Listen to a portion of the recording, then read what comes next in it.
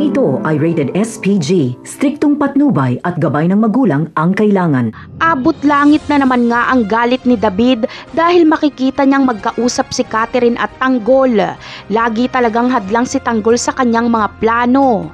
Hindi siya pwedeng magpakita kay Tanggol dahil siguradong tatawagin siya nitong David. Ito tuloy ang magiging dahilan ng kanyang pagkabunyag. Ang magagawa na lang ni David ay madaliin ang kasal nila ni Catherine dahil baka maunahan pa siya ni Tanggol.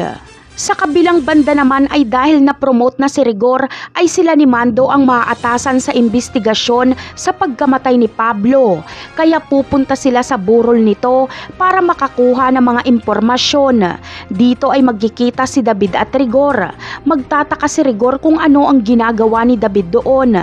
Pero para malihis ang atensyon ni Rigor ay sasabihin ni David na nakita niya si Tanggol.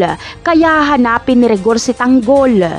Samantala, sa pag-iimbestiga nila Rigor sa pumatay kay Pablo ay wala silang makukuhang lead maliban sa CCTV footage na nakabalot ang muka ng sospek.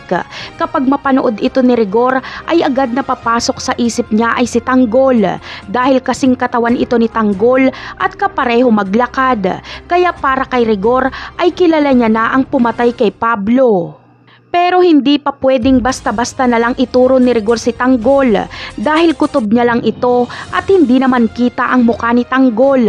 Posible kasing mabaliktad si Rigor kapag nagkamali siya ng bintang. Ngunit ano kaya ang gagawin ni Senyor Facundo kapag malaman niyang ang tauhan niyang si Tanggol ang pumatay sa kanyang apo? Yan ang aabangan natin sa mga susunod na episode. Paalam!